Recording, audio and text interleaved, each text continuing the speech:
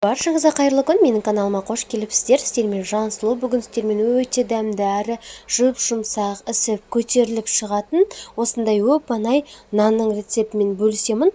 Видеоны соңына дейін қарауларыңызды. Мені жоғалтып алмас үшін міндетті түрде менің YouTube арнама тіркеліп қойыңыздар, достар.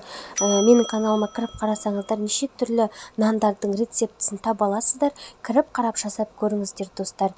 Ең алдымен електен өткізіп алған ұнымызға жылы суымызды қосып, және үстінен ашытқыны салып, жақсылап қосып 10 минуттай қойып қоямыз. Апара көтерілуі керек. Көтерілген кезде қамырымызды ашытамыз. Апараны дәл осы ұнның үстінен істемесеңіз де бөлек ыдысқа жасап алуға болады. Осы апарамыз міне үсіп әдемі көтерілген кезде үстінен қантымызды және тұзды салып, үстен міндетті кішкене ғана сұйық майымызды қосып, қамырымызды жақсылап илеп аламыз. Үстінен жылы суды құйып, жақсылап қамырымызды илеп аламыз.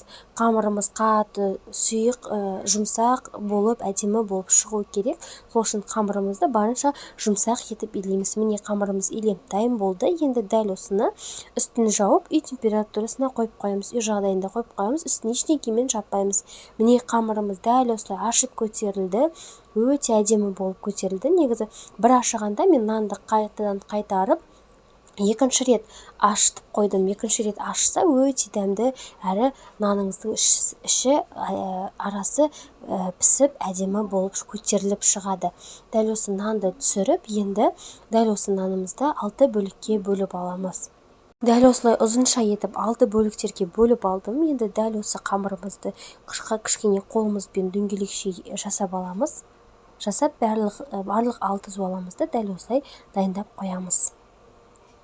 Дәл осы видеодағындай қамырларымызды өріп шығатын боламыз. Дәл видеодағындай жасасаңыздар, дәл осылай етіп өріп шығамыз.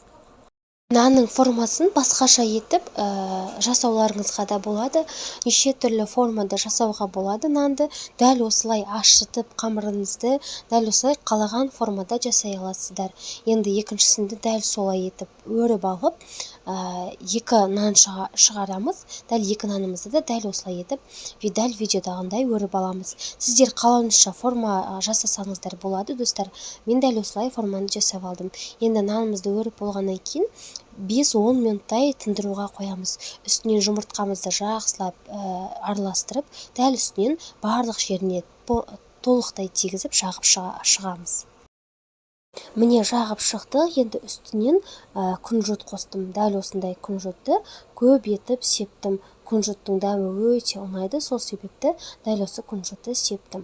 Сіздерге өздеріңіз, мысалы біреулерге күнжіт ұнамауы мүмкін, сол себепті сеппесеңіздер де болады. Немесе үйде мак болатын болса, мак сепсеңіздер де өте дәмді әрі керемет нан болып шығады. Міне сеуіп алдым. Енді қызып тұрған 180 градустағы пешке 30 минутқа 25 минуттай пісіріп аламыз.